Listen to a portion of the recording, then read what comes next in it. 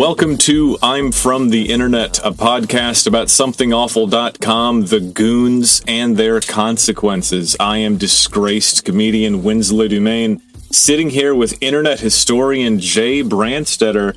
Jay, how have you been, man? I've been doing pretty good. I learned about, since I've been taking care of Fred some more with his hip and everything being hurt, I learned about service monkeys. Have you ever heard of service monkeys? I know the movie Monkey Shines, where a service monkey goes horribly wrong. Yeah, it's a thing where people train little monkeys to assist them with things. Like you can have a little capuchin monkey that will like open pill bottles and doors for you and stuff. And that's like a thing that some disabled people have. I was like, what a whimsical concept. I love that. Just a little monkey that will like do your errands for you that like you can't do. I love that.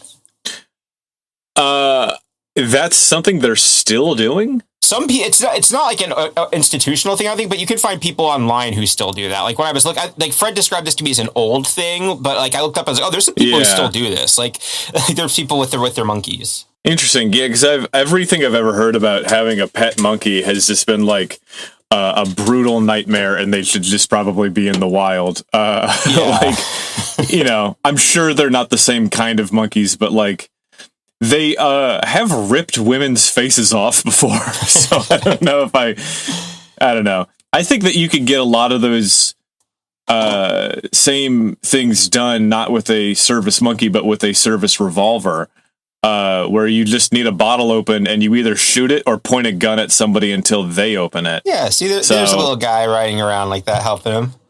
Yeah, I mean, go off. I am in no place to criticize a disabled person using a chimp to press buttons. Fine. Yeah, I agree with you. It just seemed like I'm surprised that works. That seems like something that would go horribly wrong very easily. Right. I on the topic of talking about Fred, I did at your suggestion watch what is it? QAnon the Storm? Yeah, or Entering the Storm or something? The HBO documentary. Yeah, which is an old doc, which I wonder what an updated version of it. I mean, old is in like a couple of years, but it is basically like a documentary about QAnon that is a 3-parter that includes Frederick Brennan in all 3 parts, and it's just a very interesting portrait of the guy. And it's, you know, it's not specifically about him. It's about the Watkins and all the people behind Q and like all the grifters behind it as well. And I don't know. It's very. When did that come out? I think it came out in like it's early in quarantine because they finished filming right when the pandemic was starting. So it came out after January, like after January 6th, because that's in the documentary. So I think it was the year of January 6th. They put it out like pretty near after that happened. I just feel like it must be so hard to put out a documentary like that when like that is such an unfolding story that obviously people don't talk about Q nearly as much. I think almost all of like the Q stuff is dried up, but now it's just like decentralized to a billion other psychopaths who are now like, they're not reading Q drops off of 8chan. They're getting them from the astral plane and the Akashic record or whatever, Yeah, they're reading tea leaves. Yeah, Q themselves isn't around as much, but just like the whole idea of like, it doesn't matter if it's real. I found something on the internet that says it and it makes me excited. So why not? Like that attitude has been fully subsumed. Yeah. So it's like, it's a very interesting, like meta cult, the cult within a cult kind of thing that kind of harkens back to David Icke and his work. I don't know. David Icke is one of God's greatest schizoids. Because he's the guy behind like reptilians, and that's like his. I don't want to completely credit him with it, but he popularized the reptilian Draco Nebula theory that all of our world leaders are secretly shape-shifting, vampiric, pedophilic, eternal reptiles from the Draco Nebula. And he is very adamant that they are literal reptile people. He's not talking about the Jews in metaphor. He literally just means reptile people. But the Nazis love it because it's a way of onboarding people to the concept. So that's why it kind of got subsumed into that. And it's actually kind of funny that you mentioned that, because there is a part I remember in John Ronson's book called Them, I believe, where there's like a gathering where people are there to talk about like the anti-Semitism of David Icke, and there's all these people there gathered to talk about how anti-Semitic, like he's calling people, the world leaders, reptiles by way of, or he's calling them reptiles because he's really calling them Jews, right? And one person was there who was just like, hey, so I really don't think he is talking about the Jews. He specifically said the Jews are not the enemy multiple times. Like, I have a copy of the Great Conspiracy or whatever it's called, and he specifically says, I'm not talking about the Jews. I have no issue with the Jews. I think all of this is specifically, literally about reptiles. And there's a person at this anti-David Icke conference, and they mentioned, like, guys, I don't think he's talking about the Jews. And they basically said, yeah, well, we do, so leave. And I think it's very funny to be the one person there who's like, I know that this is insane. I don't believe him, but I need you to understand he's actually crazier than you think. But his thing was just like, he was uniting all of the conspiracies into like an early like meta conspiracy that you see a lot with the QAnon stuff, because QAnon is not just there's a secret group of people who really control the government. That's very few people just believe that. If you believe that, you likely also believe that there's baby parts in vaccines, and that 5G is going to like corrupt your brain, and that there's like subpsychic programming in the radio waves that's turning people trans. Like, you're going to believe all these other things. And that's what makes QAnon so interesting, is that it is a unifying place of many, many, many, many conspiracies. Yeah, it's a vibe. It's kind of just ever shifting. Yeah, it really it's whatever is. You want it to be. Yeah, and like there's zero consistency because it's all made up and the points don't matter. So that was a good watch. But yeah, well, it's good that you're having a good time. My life is a nightmare right now. It is very bad, and I am very sad. But I'm choosing to just push through and have fun. I did place the final. I am serious. It's done. The printing company is printing the promo decks of the game. After 5 or 6 weeks of fucking revisions, they are finally all wrapped up and they are finally being made. So hopefully they'll be in my hands at the end of May, and then next steps coming up. So I can't wait to see them on the camera. It's gonna be so cool to see them. Yeah, it's gonna be a good time. Yeah, did that. Dropped a few new stickers. Got a show in Tulsa this week. By the time this airs, it's I'll have been there and gone. But yeah. Pepperoni, angry peppers, mushrooms, olive chive. Pepperoni, angry peppers, mushrooms, olive chive.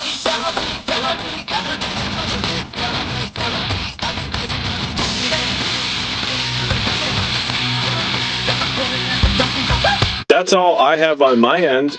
Jay, what have you got for me today? Okay, today's episode, I've titled it Floor Pizza and Cough Syrup. And we're going to be sort of working backwards from the concept of floor pizza. But the image I've opened us with here is sort of our appetizer. If you could describe it for our audience here. Oh, boy. It is a box of Hamburger Helper, but instead of the hand, it is Sailor Moon and that big-eyed cat from Sailor Moon. And they're both cheekily looking over to the side. I do notice that it says Floor Pizza Helper, but the H is not really an H. It's actually just 2 capital I's. I don't know if that's a thing. So it really says Floor Pizza Helper, and then the flavor is crunchy racist. And this is not this is not edited by the original person, but it does say at the bottom there, it comes with crunchy corn topping, which is like so funny to me. I was in a restaurant last night and there was a guy like looking around. He's like, it was like, not a hibachi, but it was something where like you put together the raw ingredients and the guy cooks it in front of you. And there's somebody looking for he's like, do you have salt? I want to add salt to this. And I just said, man, this is America. You don't need to add salt to anything. You get all of the sodium you need by breathing our air. So I like the idea of adding a crunchy corn topping to something, as if you're not getting enough corn. In the box, you can see that it comes with corn tortilla chips. Like, driving to the grocery store, you are burning corn. You don't need any more corn. You've got plenty of... You can't even digest the outside of the corn. You've got the corn, man. Yeah, I do like the detail of them choosing the one with the tortilla chips for this Photoshop calling someone a racist. Like, that's a good detail. Like, putting them on the box of the Mexican flavor, so to speak. So, yeah, I don't like anything that I'm looking at, but you're going to have to explain the context, I suppose. Yeah, we're gonna learn what this is and why Sailor Moon is on there. So this story, the way I'm going to explain it is, I'm sure you've seen this tweet before, I'm sure, but I'll read it for the audience. This is from Merman5. Yes. The tweet says, "Me telling my story how I survived a plane crash and lived on a deserted island for a year. It was crazy. Friend who once got a text from me where I accidentally called the Grinch the Grink. Was the Grink there?"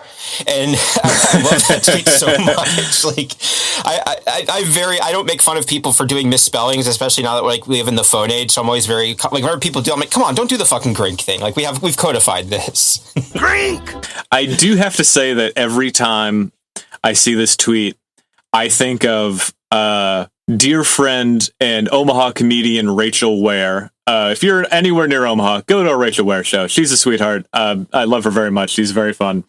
But there is on the internet floating around a photo of somebody dressed in the full Grinch costume, deep fucking a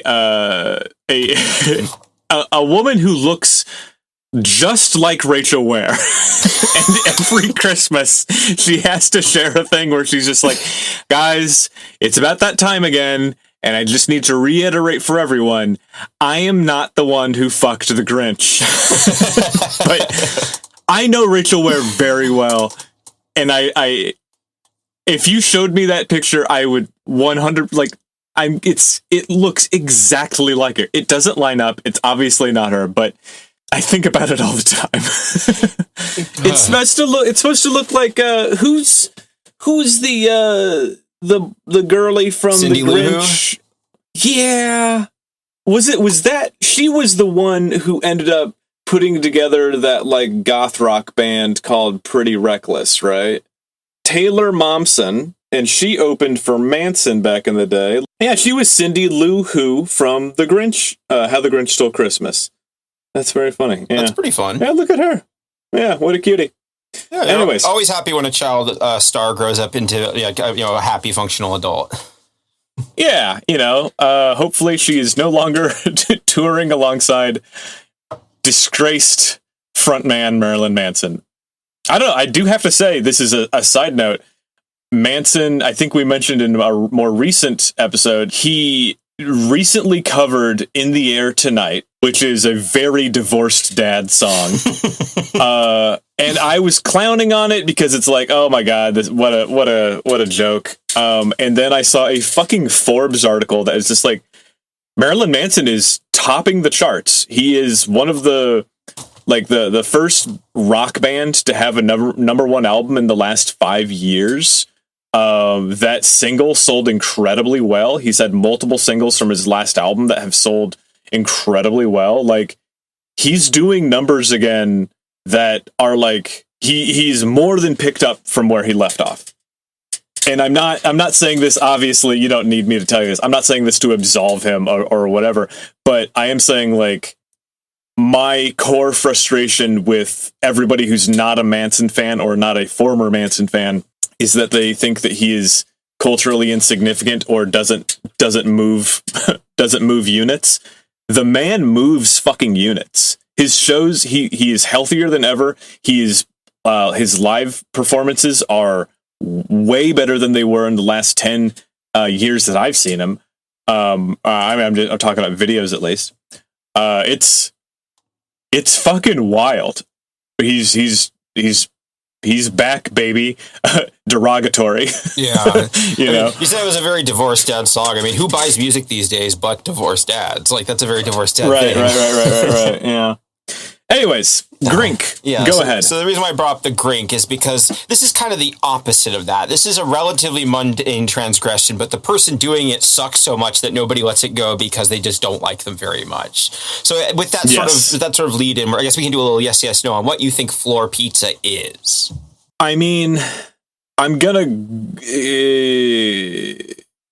guess.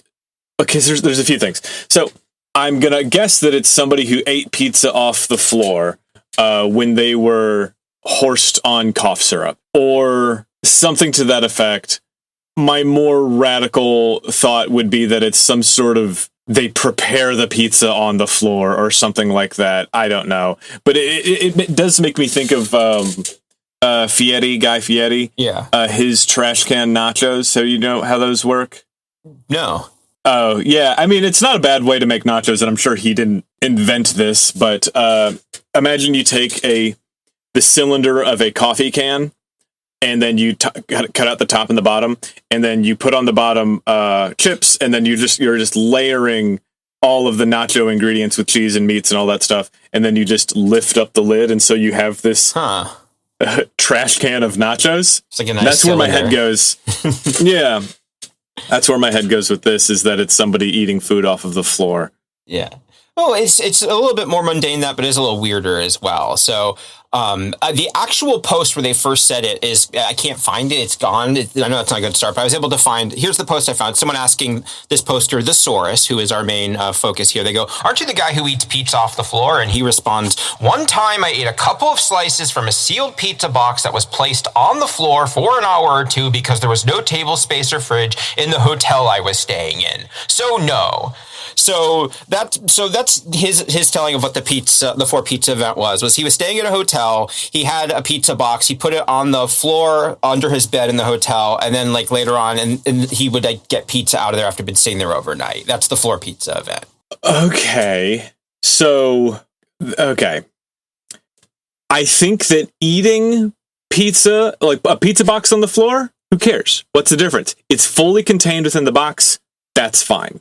You could argue that there's like maybe a miasma of germs and detritus that is closer to the floor where your feet kick up dust. Who fucking knows? We're not in Honey, I Shrunk the Kids. I can't tell where the germ miasma is. Though a Honey, I Shrunk the Kids where they're small enough to interact with the germ world would be way interesting. I would watch that. Side note. But caveat, I don't want anything under the bed. Especially in a hotel. Have you looked? Like hotel bed. Like under my bed right now, I clean. I clean constantly, but under my bed, it is just like hair, dust, and 7 years of foam earplugs. That's what's under my bed. Eventually you'll just be able to sleep on it. You don't even need the bed. Exactly. I have at one point in time, I eat magnesium before bed to get to sleep because Daddy has night terrors and I have really hard time sleeping sometimes. Unlike Caitlin, who just eats handfuls of fucking Benadryls. Anyways, I will have a little gummy magnesium, and that really helps me sleep. And I have, on at least one occasion in my stupor, just instead of eating a gummy magnesium, I have accidentally just put an entire used earplug into my mouth and just had to go, this is not as toothsome as my magnesium, and spat it out. So oh no, you gotta swallow it, then you don't have to hear anything for the rest of the day. Oh yeah, and then it just like plugs my beehole out, and then I just can get nice and big and round. You know, I get to be inflated big and round. I'm glad I have this show, because without this, my life is a nightmare. Anyways, Fleetza, poor Fleetza. Go ahead. So the floor pizza, and And so yeah, this was a thing that he mentioned. It's happened repeatedly as well. It wasn't just the one thing. This was a regular thing. So on its own, that might not be too unusual. But once you learn more about the Saurus, you'll see why people were so hard on him. So I pulled him up here.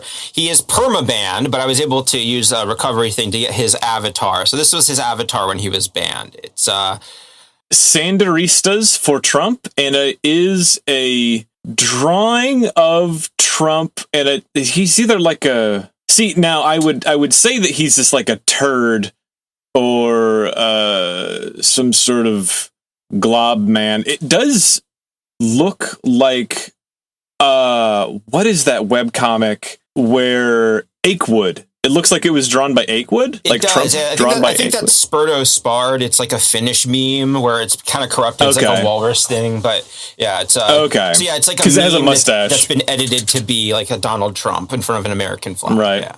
And Sanderistas was the gang tag for Bernie Sanders supporters on Something Awful. So this is someone who's like a Sanders supporter for Trump, basically. I do have to say that my favorite Akewood 2 panels is in the world of 2-panel exchanges in comics, there is the Hellboy one of, is that a monkey? He's got a gun! Which is awesome. And for Akewood, it is, I don't know the names of the characters, but it's the teddy bear fellow walking into the panel and just going, guess who just got yelled at? I think about that a lot. Yeah, the one I was thinking about is the one where they're spying on the guy in his computer and he looks up a picture of a motorcycle and makes it jump over a picture of Mount Everest. Just that, like, perfect, silly visual gag.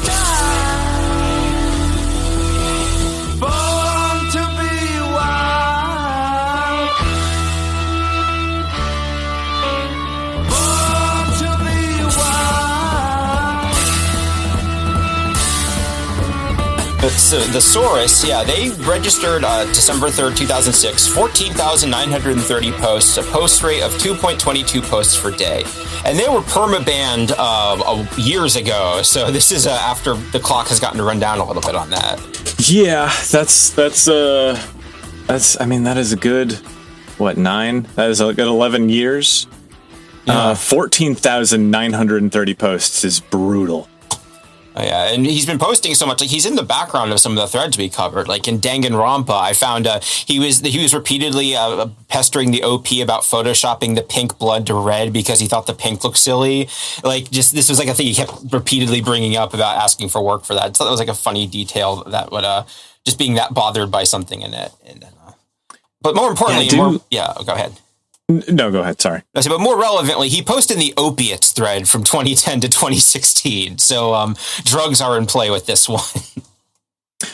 Yes, they are. Yeah, I have a post here he made there. I have to say, if you're trying to maintain a habit for the lowest possible price, loperamide is fantastic. You can buy several thousand pills for $50 online easily, and if you pair them with a bioenhancer that allows it to cross the blood-brain barrier, you can get a pretty nice high out of them, provided you take a large enough dose for your tolerance level. And loperamide is anti-diarrhea medicine, so I really like the idea of this guy's like grabbing a bottle of diarrhea medicine, squeezing it like Popeye, squeezing a can of spinach, just going, with like hundreds of pills. Yeah.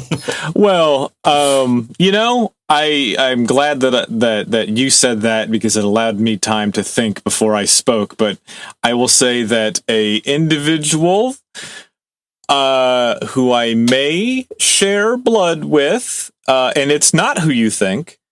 It's your Renfield. I get it. You give him. I know. Share blood with is a me and like clink our glasses together for a nice bottle of O negative. Or I do have a family member who would just buy a case of antihistamines when she was on the road and just be like, oh yeah, it's like speed, but you can get it at the gas station. It's like, oh boy, this is indicative of a lot of other things. It makes me think of when they had some big MTV thing at Ozzy Osbourne's house, and Andy Dick, who sucks and we all hate him, was in the kitchen and found they had an enormous mortar and pestle, and he's just like, oh yeah, well this is why you guys have so many fucking drug problems. Look at all the pills you can make in here. Like, you ever see something where it's like, oh yeah, the reason that this family has drug problems is that all of you do too many drugs. So yeah, I'll do it. Yeah. Speaking of too many drugs, he also posted in the cocaine thread. So I don't have any interesting posts there, but yeah, this is someone who is sampling the whole buffet of the Crackhead Clubhouse. Yeah, he's really doing it all. He cannot decide if he wants to shit or dance. And sort of tying in with that Avatar thing earlier, he was a regular in C-SPAM. And like I mentioned, he was one of those accelerationists who got really into Trump after Bernie was passed over. I got one of his posts here that I think just sort of encapsulates, like, he was a very prolific politics poster. He goes, once the people lose faith in Trump, we will actually have the chance to bring change to the system that only favors the oligarchic elites. The time is ripe for all of the American people, whatever their views, right and left, to come together and overthrow this corrupt system. Same around the world. The last obstacle to this is SJW identity politics, which, as we all know, was created by corporations to distract the left from class and monetary inequality issues. That's the last hurdle. If it can be overcome, then the masses will finally unite and put an end to this bloated, corrupt shell game of party politics performed by elites for the benefit of the 1%. So, man, I am 34, and I have to say this, knowing that there's going to be a small subgroup of people listening to it who are going to be like, ugh, I have been watching some of Hassan's streams. I think he's pretty good. I am not a Hassan fan. I think that the Hassan Ethan debate has been very interesting, for a lot of reasons. We do not have to get into it, but I just watching that and watching the Sam Cedar Jubilee stuff and watching Sam Cedar debating Ethan Klein. I had this idea in my head that you're able to sit down and talk with people about like core realities of the world and have an empathetic conversation, where you can get to like a shared thing where, like, I don't think that I would be able to, using my words alone, convince someone from being pro-life to being pro-choice, right? But I do think that, like, you can use certain logical channels to change minds in pretty consistent ways if you are a very good debater and you resist other people's attempts at, like, flaming you up and getting you super mad, right? Yeah. I do not think that's possible through text. And I'm looking at this person and I'm thinking, like, if I sat down with this guy at a bar and I was like, hey, man, I think that people saying that gay people shouldn't be depicted as, like, pedophile groomers in movies, I think that that's a very valid thing. I wouldn't want to be depicted as such. And I think that that's a pretty reasonable thing for them to say. I don't think that that's, like, SJW identity politics. I think that they would actually, like, maybe bend a little bit on that, right? Because it's very reasonable. I don't think that you can convince this person through text. Definitely not, especially because that's kind of the flip side of being like a shit posting place is, like, when it's not a shit posting place, it's like you have that sort of barrier. So it's like, it's not really to change people's minds. It feels like it's just sort of an event. But yeah, I agreed. Yeah. Also, yeah, this post is from 2016, which I guess might be some good context as well. December of 2016. So, I guess speaking of 2016, I do have a sampling of his rap sheet from around this time. So yeah, just seems kind of racist. User loses posting privileges for 6 hours. No wishing violence on other posters. Cuck, as in called someone a cuck, not calling him a cuck. Racist, being weirdly hateful in the love thread. Race chat and racism.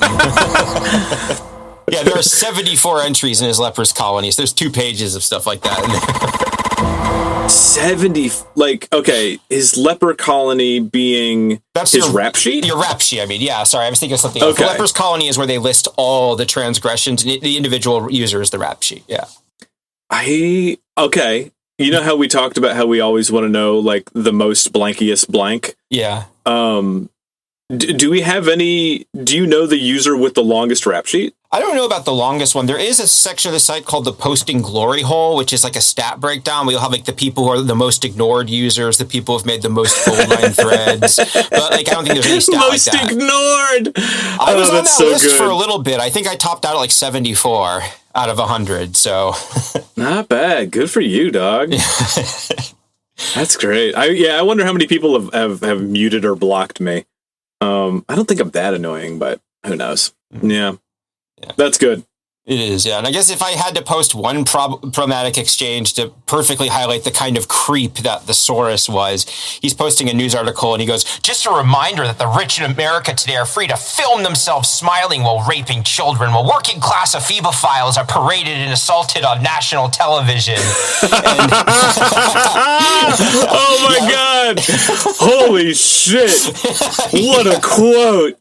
Just a reminder that the rich in America today are free to, italicized, film themselves smiling while raping children, while working class ephebophiles are paraded and assaulted on national television. I like working class ephebophile. Working class ephebophile. I in my head I have Manson's cover of Working Class Hero. Working class ephebophile is something to be. So okay, because this is also like they talk about this in that Q documentary of like they're like everything that Q has ever said has turned out to be true. There's video evidence of Nancy Pelosi eating children or like some insane thing. They're like, we have hard evidence of it. And what bugged me about the documentary is that they never ask about it. They never are like, okay, you keep saying that every single thing he says turns out to be true. And like you have video and documented evidence of it. Where? What is it?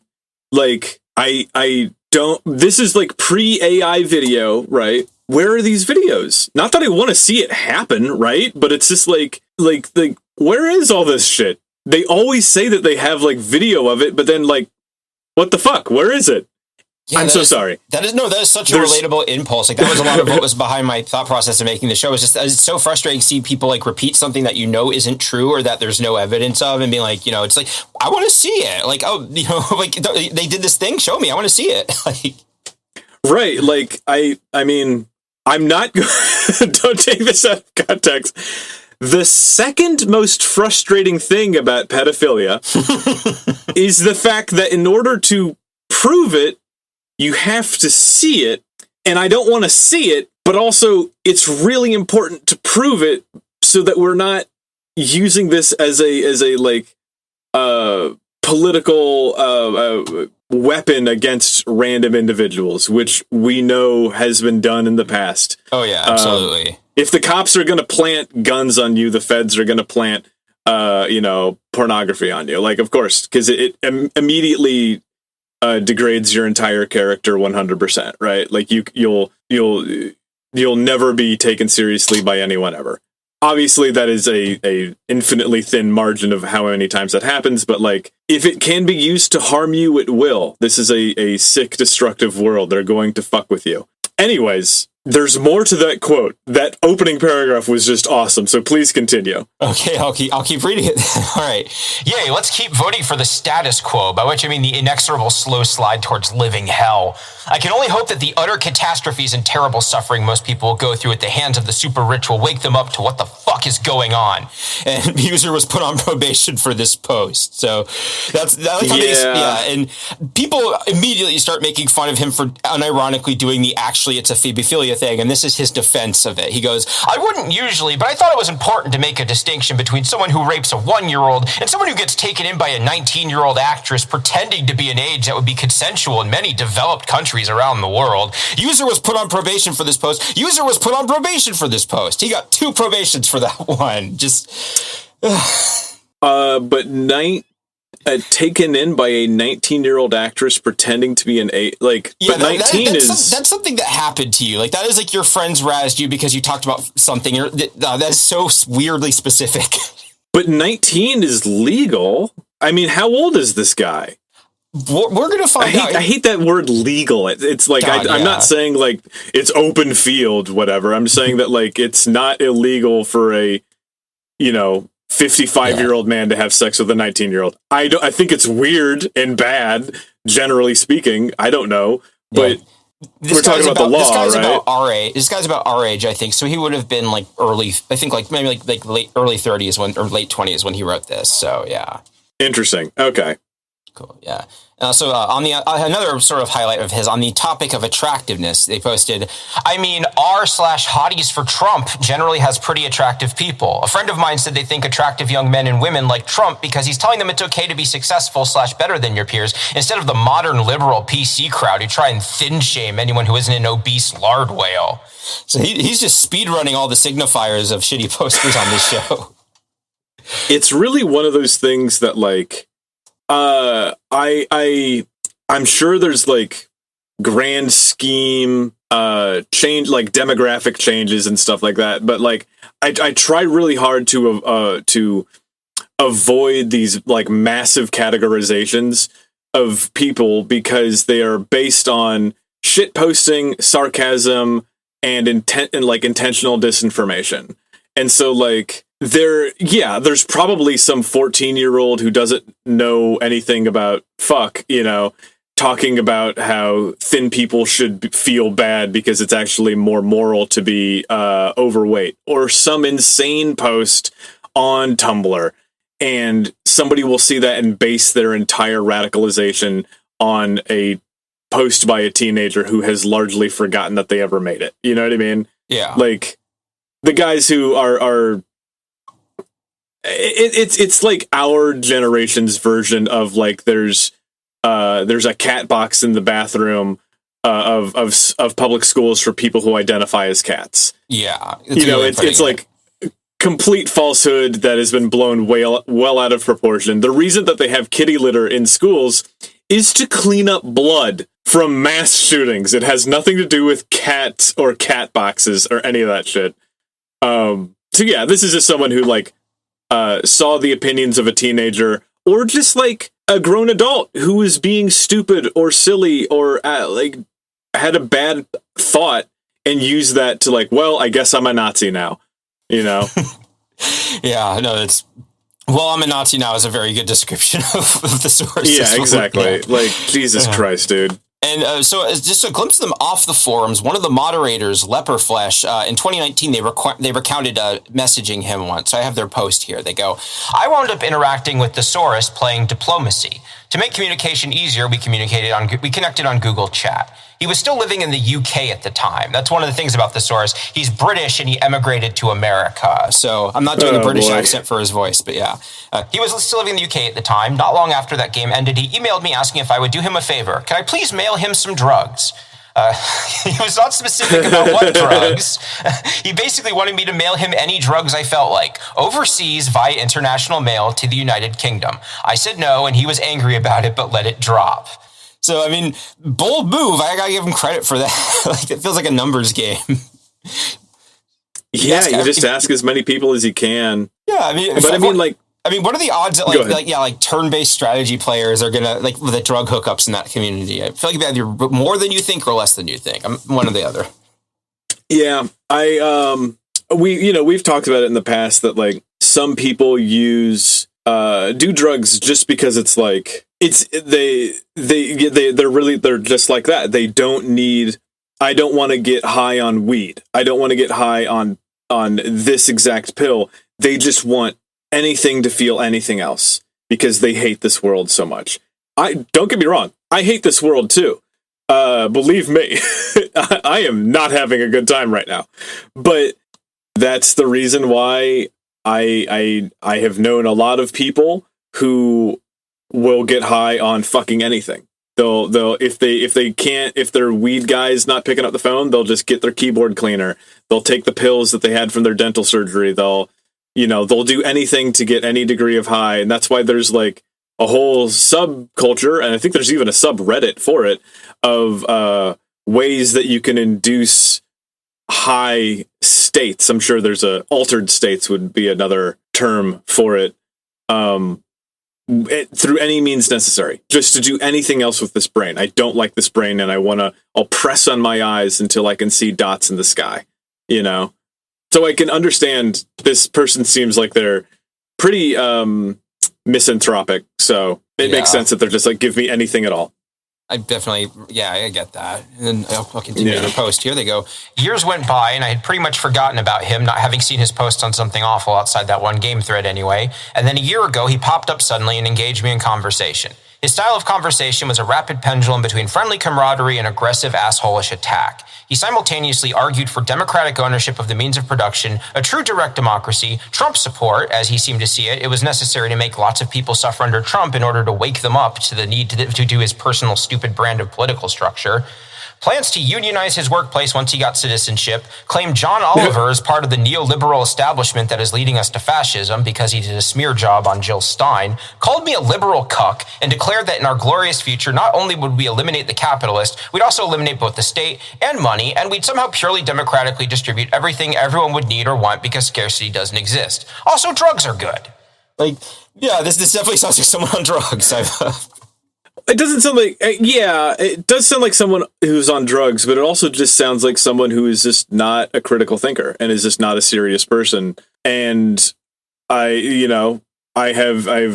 think we've all probably known somebody like this who just, they are convinced that that because they can assemble a series of words together, that's the thing that is true, because they'll just believe whatever it is that comes out of their mouth. And, something to the degree of because something should happen, that means that it has to happen and that it will happen. And that any statement that says hey, I think that actually people being broke and miserable will actually make them more hateful and less likely to work with each other, because American history is not Russian history. It is not, we don't have, we're not at the same period of history for the Soviet Revolution.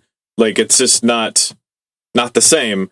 They'll just be like, oh, so you're just you're a capitalist liberal cuck, Yeah. And I've also known a lot of people who vacillate very rapidly between wanting to talk with you because they desire human connection, and then insulting you and being really mean and gross because they just can't handle any degree of pushback in anything of what they're talking about. It's just not a serious person.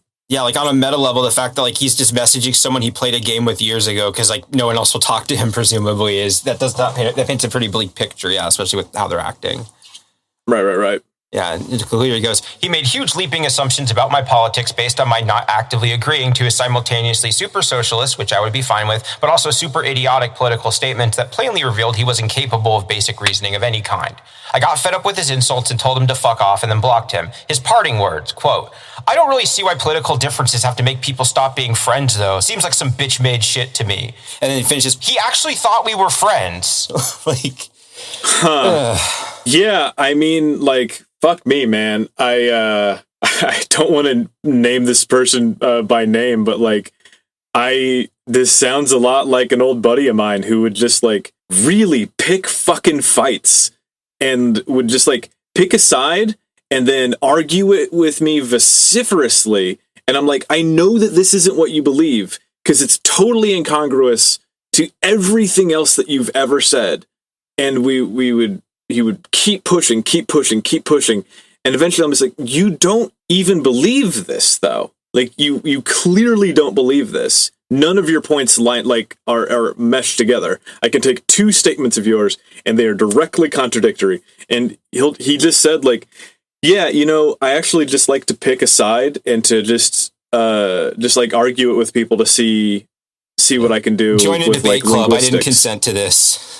Yeah, I was dude, I'm driving you to a show that I booked you on. You're getting paid.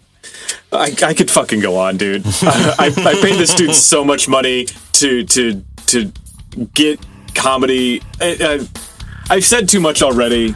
Extremely frustrating individual. That's why you don't work with Andy Dick anymore. He just keeps doing it. Yeah, that is why I don't work with Andy Dick anymore.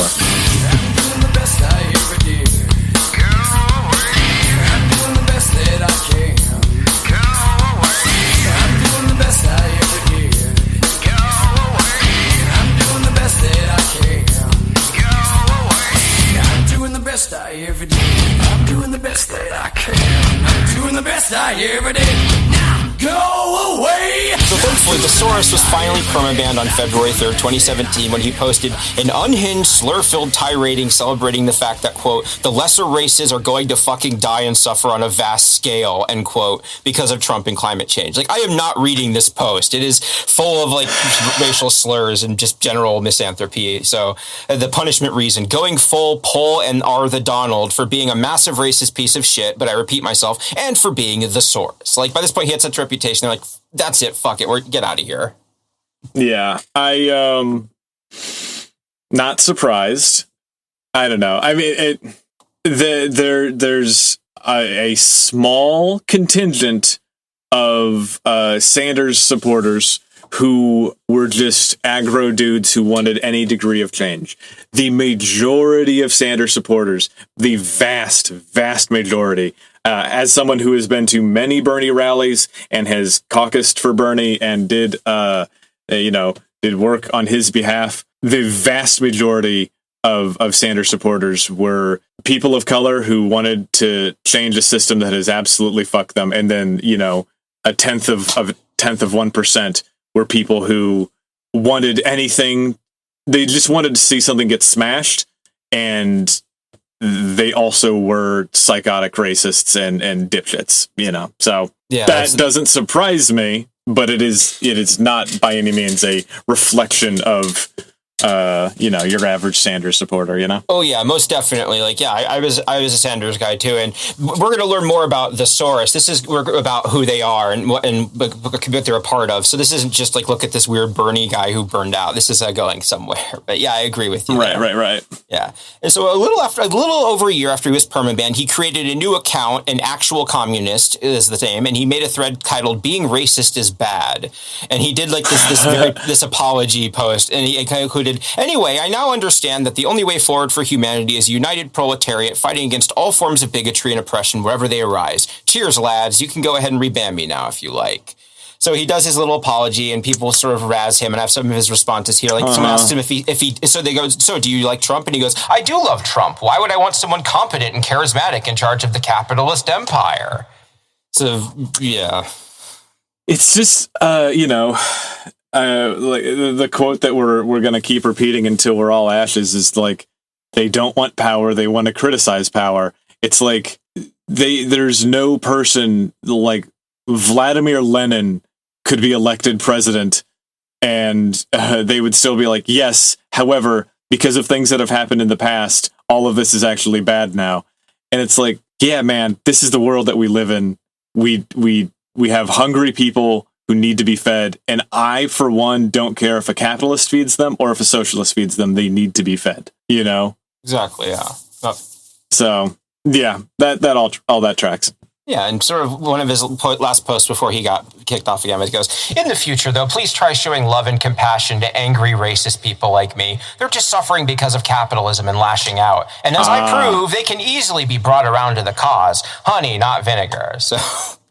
It's okay. Yeah, this is 2018 too. So, and then just not a serious person. Yeah, and this last post I have here, poster Proud Coin says, also his wife has been posting that he's still a racist shit, and that's cool and good in a few of the UK threads. So the chances of him having stopped being a shit are slim to none. To which the Source replies, "This is a lie." So yeah, yes. The Source has a wife, and we're going to talk about her now. So yeah. I mean, behind every great man. Behind every racist man is a racist wife. Yeah. We'll see. Boy. Yeah. So now we're going to talk about his wife, Clichette. And that was her avatar photoshopped in the box there. It's Sailor Moon doing a little mischievous smirk with Luna next to her. Additional info, member since August 11th, 2013, post count 3,041, last post February 12th, 2025. And so she posted earlier this year. She has come back a few times. And just to give an idea, when I posted about this in the Discord, someone replied, ugh, thanks for reminding me of this lady. Like, this is someone who immediately people recognize and be like, oh, this lady. Well, now I'm curious because it seemed as though this was going to be a woman being like, yeah, my husband or soon to be ex-husband is a dipshit. And don't remind me of this, that she got away from this guy. But now I'm curious what she's what she's doing here. Yeah, and before I move on, Clochette, this is a quote from her. She goes, "It's Tinkerbell's name in French as well as a type of goat cheese." Yeah, cloche is French for bell, so a clochette is a small bell. Yes. And here's another quote from her. This is a quote from Thesaurus. He goes, "I posted a pic of her on our Hotties for Trump wearing my MAGA hat, and everyone thought she was a hottie boombalati." So, oh boy, posting on the same forum as your husband when he's talking about you like this, like power couple. Okay, but do we have the pic? We don't have a pic of them together. I'll talk a little bit more about Clochette here. We'll see. Maybe I want to post her pic here, but I do know how they met. I have a quote here from Thesaurus. He goes, a poster goes, "Aren't you the one who met his wife bullying an autistic person online, or did I imagine that?" To which Thesaurus responds, "No, I met her reading Sonichu comics because they are pretty fascinating and funny. Neither I nor my wife have ever had any personal interactions with Chris Chan. Nice irrelevant ad hominem, though. Ironically, Chris Chan has the exact same political views as you do, lol. Esteemed company, thumbs up emote." So I would never bully this person. They're like you, and that's bad. Yeah, he met his wife on the CWC Wiki, which is the website that eventually became Kiwi Farms. So cool. Yeah, I'm sure they've never fucked with anybody or done anything bullying. Jesus, what like a thin-skinned little brat. Exactly, yeah. And, so on the CWC Wiki, Clochette was known as Blueberry Ragamuffin, and Thesaurus was known as Ozphos. I was able to find a quote here. His quote is, "Ozphos, a disgruntled Christorian." And we're going to learn a bit more about why he was a disgruntled figure in this community. And just Blueberry Ragamuffin, I don't have anything special, but there's her Wiki page still up, edited March 2012. Yeah. You don't have to directly fuck with someone to harm their lives.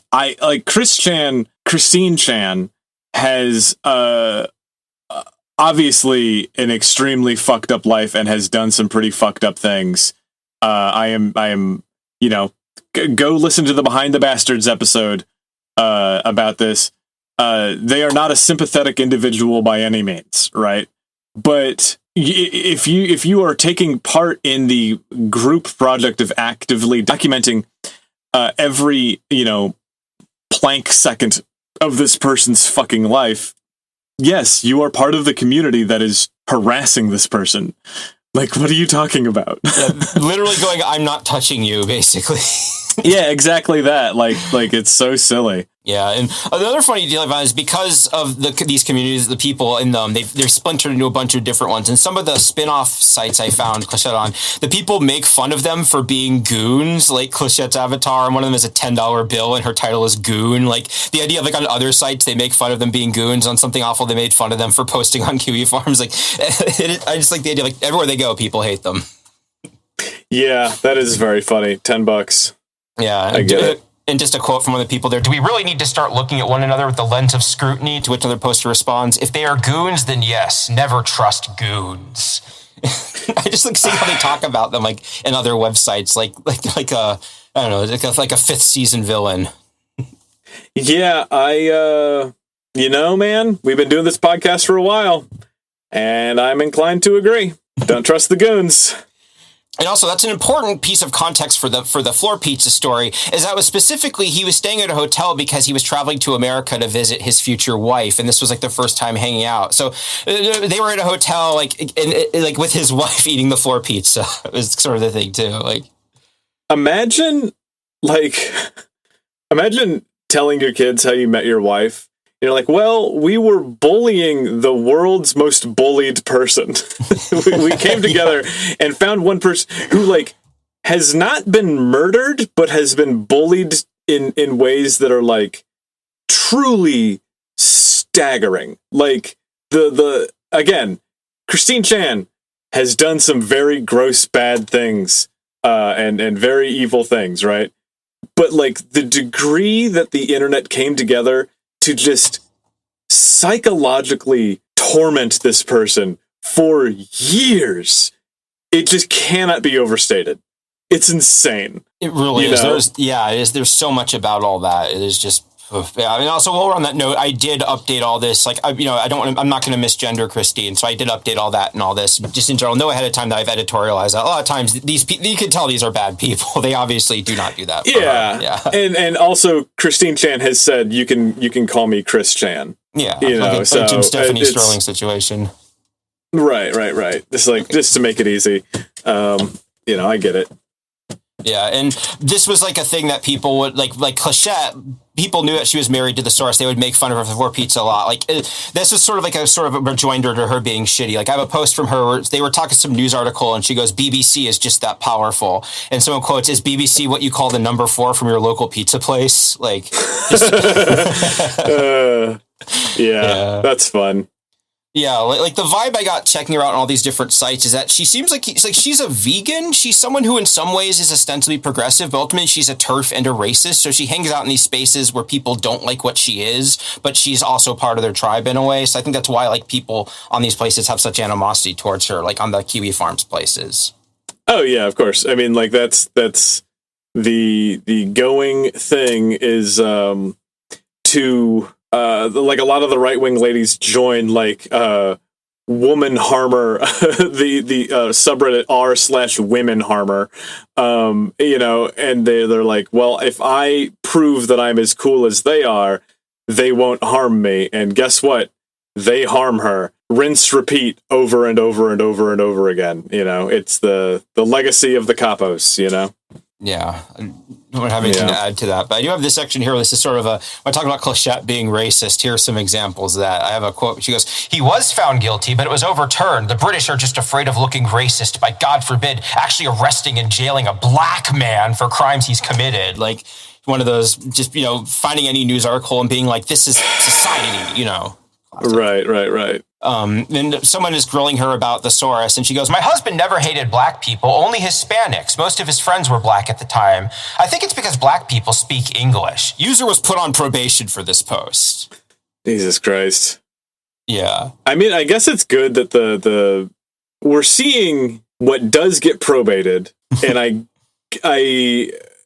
can't use, this isn't enough data to say that it's good that this probation is working the way that it is, because I'm also not seeing the things that they're letting slide, and maybe there's instances of like good things that people are getting probated for or whatever, but it seems like it's good that they're probating her for saying stupid, evil shit.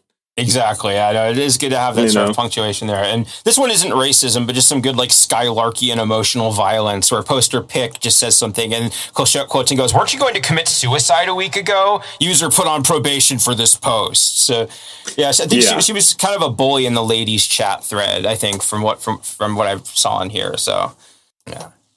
That makes sense. Yeah, and so this section here, I actually found some CWC Wiki people talking about what a noticeable creep the Soros was. So we've seen how goons talk about them. This is another one. So in this one, he's referred to as Joe, the British pill addict. So he goes,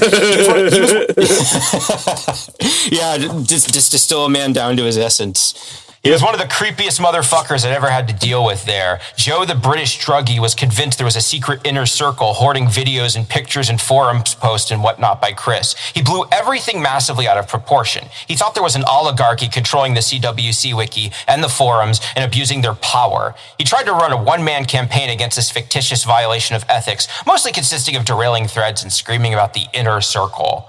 And like, I love that it's like a recurring thing that happens on forums where people are convinced there's like a secret like Illuminati that is like controlling things or hiding from them, and they just completely implode. Well, I mean that's the there's small towns in every part of this country where people are like, my local public library is actually a hot spot for the books that turn people trans and woke and gay, and like they're protesting by just being a petulant asshole at the library and screaming about wokeness at every town hall meeting.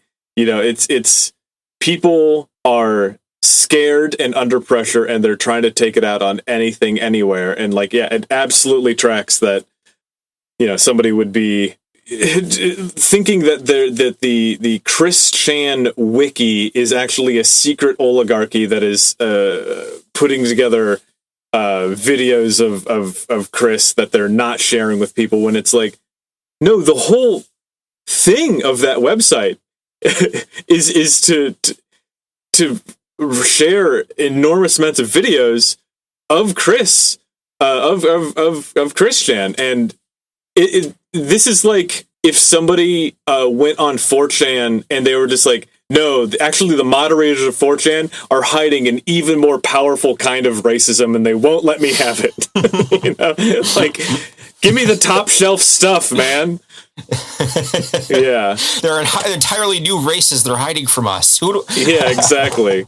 They have all of the best slurs in like a little boîte diabolique where I can't touch them because they can't be pronounced by a human tongue. You know, when guys say they don't care if you're black, white, or purple, they know the words for the purple people. I know, they know them all. That's funny. Yeah, and a different one here. This is from some Kiwi Farms asshole. They go, back when I had mod powers over the Sonichu board, easiest job ever. The only issues I had was Osphos belittling some of the users' fan works they had posted up. He would basically dissect every minuscule flaw that the story/comic had and act as if every flaw were an affront to the forums. I mostly responded by teasing him about his beliefs that the forum was an oligarchy by editing all of his posts to North Korea propaganda style. So, yeah, this is just an individual who is fucked up. It is. You know, it's just like, this is just a deeply disturbed individual. And like, yeah, naturally racism and paranoia come out on the other end of it. Yeah, and also I do like the element of like we formed this community around making fun of a comic that a disabled person made, and the guy there just keeps making fun of the stuff people make. It's so unfriendly. Yeah, I do like that everybody in this story, they're all just like dipshits pressing against each other. We're all here to bully the same disabled person. We can all be supportive of each other's creative works. All right. Although that was like a very weird element, was like looking up some of Clichette's post on there, and she was like, oh yeah, I got this hat from da-da-da a decade ago. Like the idea of like these people having lifelong friendships from their bullying club is very, glad that's not my life. Sorry, honey, I can't tonight. I have to go to bullying club. I'm part of a bullying league. Put on my bullying shoes. Yeah. We hate everyone.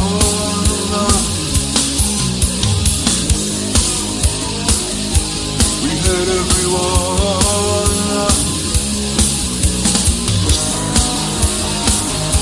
We hate everyone.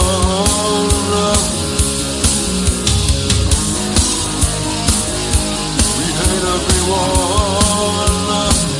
So in their thread, when the source came back as an actual communist, someone asked them, how's your goon marriage been? To which he responds, great, mate. And then 1 year later, Clichette made a thread, June 18th, 2019. Hey guys, Clichette, floor pizza goon wife here. My husband is in jail, AMA. Hey guys, Clichette, floor pizza goon wife. It's just like such a statement that wakes up like the sleeper cell. Yeah, that's like the Illuminati diamond of this show. Floor pizza goon wife. What was it? The tenant. Person. Yeah, it's the when Trump took the IQ quiz and it was like person, camera, phone, TV, or something like that, where they just had him naming objects. Or it's like Tinker, Tailor, Soldier, Spy, floor pizza goon wife. No, Floor Pizza Goon Wife is one of those like business books about type of workers. All right, he's a floor, she's a pizza. You want to get a goon in here with his wife, and they'll make everything good. Yeah, Jesus Christ, floor pizza goon wife. Those are some five finger tattoos, and then knuckle tats. Goon wife. Goon so wife funny. On the knuckles, floor pizza on the toes. Yeah, exactly. Okay, so yeah. My husband is in jail. My husband is in jail. Ask me anything. Okay. Backstory. I met the Saurus on Kiwi Farms, formerly the CWC Wiki Forums, in 2012. I married him partly to escape my toxic family in a rural area, and partly because I was genuinely quite taken with him. Some of you might remember the Saurus as a racist political extremist who would leave pizza boxes out overnight and then finish the pie in the morning. Cool. Great. Yeah. So, yeah, that's just how he was remembered on there. Yeah. Fast forward 7 years later, it turns out the Saurus suffered from latent schizophrenia and his psychosis was... Really? Really, yeah. He seemed like such a healthy person. Yeah. His psychosis was triggered by abusing massive amounts of DXM, cough medicine. Last year, he went insane due to using DXM plus heroin plus marijuana and came to the conclusion that he was the messiah chosen by God to lead a communist revolution in America. After writing up a manifesto and giving it to the boss's daughter, he was fired and later investigated by the FBI on suspicion of being a terrorist. So lots to unpack here. Yeah, I mean, like, again, like, I think that this is one of the most very clear schizos that we've covered so far, of just like, oh yeah, no, this is absolutely somebody who is going to become God. They are going to take a lot of cough medicine and they are going to become God. Yeah, all of this tracks completely, like, to the point where I have truly nothing to add here. So please continue. I guess for me, like, the idea of like doing cough medicine and heroin and marijuana, like, I feel like cough medicine is something you do because you can't get heroin or marijuana. Like, right. Also, yeah, like you mentioned, like, that just that type of personality. We're just like, yeah, gotta get more in there. Gotta get more out of my own self. Gotta get fucked up. Gotta get fucked up. Yeah. Yeah, so I guess to continue. Sadly, his drug abuse got worse in the past few months. Last week, he tripped so hard on DXM that he kept claiming God was communicating with him via light bulbs and fortune cookies. After he repeatedly barricaded me in our bedroom and began destroying things in our apartment, I had no choice but to call 911. They forced open the door and arrested him on charges of false imprisonment and criminal mischief. While in the hospital, he spat in a cop's face and was charged with aggravated assault. He will likely be deported. If you remember us, ask me anything. Oh, man. Him being deported is very funny. Yeah, immigrant Trump supporter getting deported. Like, that was part of what made me think of this. Was like, I was like, this was a deportation that made me happy. Maybe I could talk about one of those deportations for once after all the sad ones that are happening.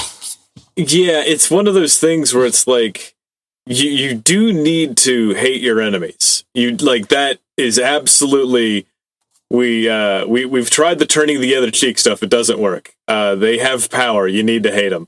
And so, don't trick yourself into thinking that any deportation is a bad one. This guy should be deported to Neptune. This guy should be deported into Alpha Centauri, the star, not the planets. It's time for a hip remake of A Man Without a Country for the modern age. Right, truly, just scum of the earth. Yeah, even the goons, they just all dunking on him. I got some great quotes here. It sounds like you've made some questionable life decisions. You know, it does make me think of that tweet of white girl jokes are just like, I met a man who doesn't wipe his ass and I let him come inside of me. That's it. That's the joke. And it's, boy, I have seen a number of those individuals where it's like, this isn't good that you're copping to this. He should wipe his ass, but you also knew that he didn't wipe his ass and then continuously fucked him and then married him. There's a certain point where there has to be culpability. You are letting unwiped dick go into, you're like, come on, what are we doing here? God, yeah, there are so many classic internet stories where it's like, yeah, if this person wasn't such a doormat, this wouldn't have been a story. This would have ended pretty quickly. Right, exactly. Yeah. Another one here, it's pretty good. When you say the fortune cookies, do you mean the fortunes inside fortune cookies, or do you mean the cookies would talk and it would look like a pair of cookie lips flapping? Like, or that good surrealism. important question here. Yeah. Also, she never posted the manifesto that he sent to his boss's daughter. Like, I want to read that manifesto, man. Don't hold out on us. Oh, I want to know the grammatical consistency of the Goon manifesto written by the new Messiah. Yeah. Their post here. If you ruin your life but get a thread out of it, maybe it was all worthwhile. To which I say, thread, no. Podcast, absolutely. Yes. Thank you, Clichette. And another one here. P.S. Jokes about your mega racist husband aside, please get therapy ASAP, OP. Like, I didn't include them in here because they're not very fun to read. But yeah, a lot of the posts where we're genuinely like, yeah, get therapy. We don't think you're good, but like, this is a chance for you to like break away from this and start changing your life. Like, people were pretty clear condemning her from the position of you can turn things around. So, unfortunately, Clichette, like, she posted once or twice since then, but she's not really a regular poster. And the stuff she did post, I didn't include it because it looked like she was just trolling. So, unfortunately, I don't think she's gotten better just based off of that. Yeah, it's just detached people who don't take the world seriously, just continuously causing psychological harm to themselves and others, you know? Yeah. Just dickheads. Yeah, and also just like on a metal, the idea of like having nobody to talk to about this, but the forum full of people that make fun of you as being the racist floor pizza wife is just like I've been like isolated at times like that. But man, I'm so glad I've never done that. At least like.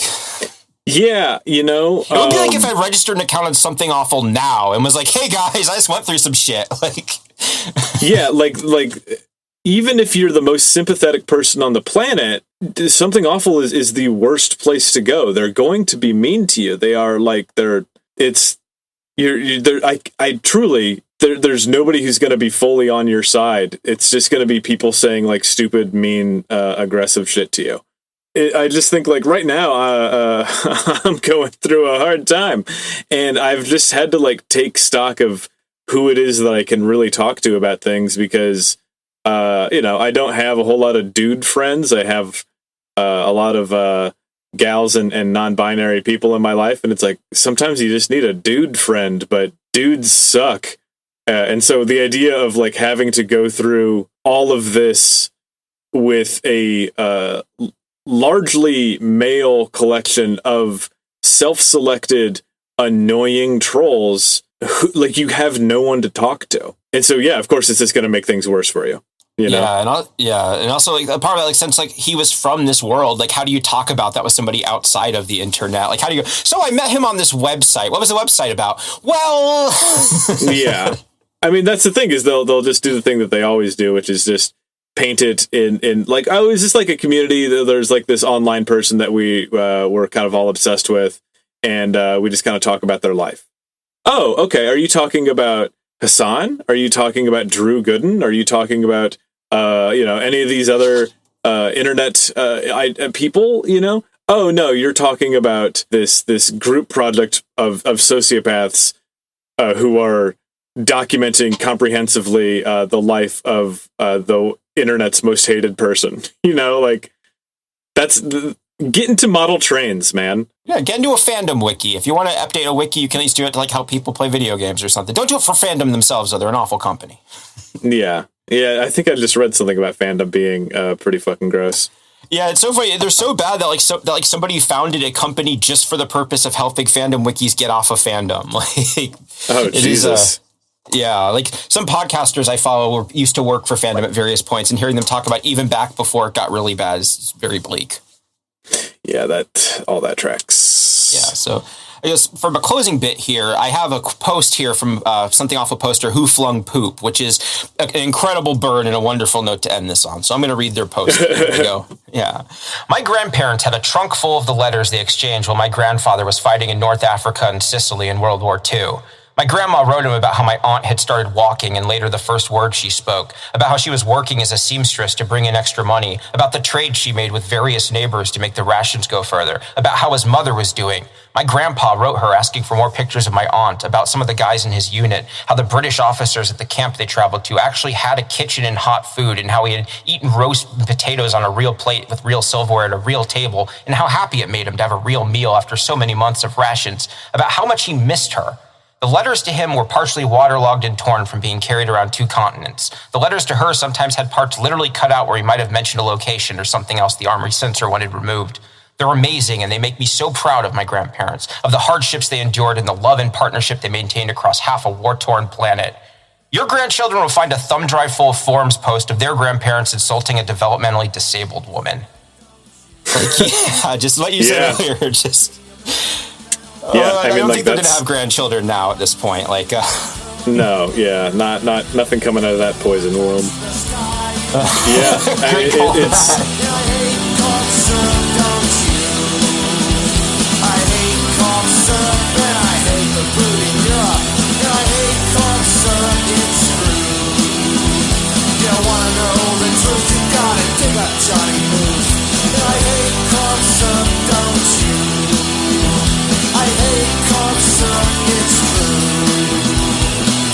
Yeah, I just think like you need to understand that you're constantly making your own history, and you're constantly like writing your story, and so just be aware of the places that you're with and the places that you're in and the people that you're with, and just being like, do I think that this is a group of people that I want to continue to spend time with? Like, I always just think like 10 years from now, do I want to still be here? And if I don't, then I need to start finding a way to get out, you know? That's definitely like one of the reasons why I don't really read Something Awful very much anymore is because just like it's the same thing. People are just like rehashing the same stuff from like 5, 10, 15 years ago. Like there's a Something Awful front page writer who's going to be a future guest if things go through. And like it's been 5 years since they sort of stopped writing for them. Like they're making a movie now. They've written for Crack. They've done all this stuff. But I go back to the forums and it's still just them repeatedly doing the same joke about an article they wrote 5 years ago. And it's just like, yeah, it's like we're not going anywhere with this. You got to find something new. Yeah, I'm glad we have this because I'm still going over these stories, but at least I'm like presenting them in a new way with new people and learning new things. I'm enjoying it. Yeah, I remember when an ex of mine from a million years ago was starting to smoke weed. I remember accompanying her to her dealer's place and just sitting in the basement where there's a PS2 on the ground and like stacks of old like fucking DVDs and just like food bags and shit everywhere. And I just remember being like, these are the most boring people that God has ever created. And this is the like least interesting part of the world. And we're stuck here talking about things that we do to ignore where we are. You know, like I don't want to ever have the facsimile of interest or the facsimile of like a colorful life. I want to live that true colorful life. And I just remember being like, I got to get the fuck out of here, man. This is not for me, you know? Yeah, I had this experience kind of like that, where when I was in a relationship, we like spent a weekend at a friend of hers house, and he was like someone who grew weed. And it was like, oh, these are professional weed smokers. Like these are people who use a string to light it, so there's not like fuel residue or whatever. And I was just like, oh yeah, God. this is not that was a whole weekend, but nothing happened. Yeah, just absolutely fucking nothing. No surprise that I'm not somebody who partakes in that kind of stuff very often. But I literally have a weed pen right here. yeah, that's funny. But yeah, I just hit myself really hard against the wall and use the floating concussion to just kind of rock out for the rest of the day. Yeah. Good way to live. Is that what we have for today? Yeah, the only other thing I have here is just a little note, because I guess I did get a little self-conscious making fun of these like CWC wiki people when I am someone who also documents and makes fun of people on the internet. So this is totally different. Yeah, exactly. Like my thing here is I was like, I think it's always worth highlighting how shitty and miserable the people on places like Kiwi Farms, formerly CWC wiki, are, because they try so hard to obscure that to make themselves look more, respectable or palatable or intimidating, depending on the context. Like sometimes like, oh, we're just a gossip site. Other times they're like trying to act like they're this like shadow army and just point out, no, these are a bunch of very unhappy, often mentally unwell people who are just, can't even stand each other, much less do anything like meaningful. It's just, they talk about hiding their power level, and they are hiding their power level, just not in the direction that they want you to think. Yeah, that's very true. I am very confident in saying that the Kiwi Farms people are definitely a clot of the internet's worst losers and fuck ups on the planet, and they deserve nothing but scorn. So, and I guess on that note, like you were talking about not changing, like, yeah, like there are some people on there who were something sensitive posters, like people who have been doing this big mad about the same posters and forum for like 15, 20 years at this point, like people older than me by a noticeable amount. And I just really love the idea of them listening to this and seeing like all that we've been able to do with the same information they had access to, and just being like, yeah, I really like that thought. Yeah. It's a mess, and if you find yourself in a group like this, even if like as someone I mentioned earlier, like I watched a bit of the Hassan stream recently, and if you find yourself on either side of that, and you find yourself like harassing other people or like trying to spread hate at the behest of an approving crowd or in the hopes of getting attention of another person, you got to find a way to leave, because it's the least rewarding thing that you can do. I promise you, because the thing that you do after getting attention for causing hate and distress is that you're going to find another way to do it. That is how that shit works. You're going to get worse and worse. And then what you have to do is if you're looking around and seeing that you're with a group of people who get their internet clout by causing hate and distress and harm, get out as soon as you can. It's not going to work out for you. Yeah, and if nothing else, because eventually they will turn on you because, you know, they need something to make fun of. And once they, I think that's also part of the reason why he might have had that delusion about there being more Christian stuff, because it's like when your whole thing is about being obsessed over something you don't have any control over, when you run out of material, you basically have to start making it yourself one way or another. And, you know, confabulation is a very sort of common form that's like making up, oh, no, there's more stuff out there. I just got to find it. Right. Yeah. I mean, yeah. It makes me think of, there was a community that came up around a piece of lost media. It was a song that people had heard like a clip of, but they could not find any piece of the song anywhere on the internet. And eventually they found there was a cassette tape that had the song on it. And it was, they figured out that for sure that missing song was from some sort of like Swedish radio program where it's like a battle of the bands kind of thing. Write your best song and we'll all play them and see how people feel about them. And I remember they found like absolute confirmed evidence that after years and years and years of trying to find this song, that this is the original source. And there were still people in the thread going like, but no, I don't think it is, because it doesn't satisfy me. And it's just this thing of like, there's always going to be a way of wanting to return to the mean and continue the status quo of hating people and fucking things up and causing people distress. You're not going to, there's no catharsis at the end of this. It's just more hate, you know? No. You can't dig your way out of this hole. Yeah, truly. You can't dig up, stupid. Yeah. Well, Jay, I believe that's all we have for this week. Where can they find you? I'm jaybrandstetter pretty much everywhere. Just working on the show mostly right now and playing video games mostly. Other than that, Sass Factory is a really good game. Yeah, I'm glad you're having fun with it, man. I've been playing a little bit of Long Dark and, just been on the road, and I got the game. It's being printed now, and then I'll, be posting more about that soon. We'll do like a little bonus episode to walk through it all and to show it all off. But as of right now, that's what I have. You can find us at iftipod@gmail.com. We have a iftipod on Twitter, where we have a list of potential new episodes that we can cover soon. And please submit your ideas there, questions, complaints, all that. Also, throw us a review anywhere you listen to pods, especially on iTunes. Throw us a review. It really, truly means a lot to us. And, of course, for $1, we have a Patreon, where you get a ton of extra content that we have been recording for the last while. Literally $1 a month, and you get as many episodes as we remember to record. Yep, the one I wrote for this episode, because this is coming out in the aftermath of the Oblivion remake. I'm doing one on Arthmore and Gate. It's about modding drama, so it's sort of a look at that. But it's video game modding personalities are really interesting. I think we're gonna have fun looking at these. Yeah. Well, that's all for me, and you can find me at winslowdomain.com, Winslow Domain on Twitter, and Calculations on Instagram. And I believe that is all. So check out the Patreon, shoot us a review, and we'll be back next week with even more stuff. Don't do heroin. Don't do heroin.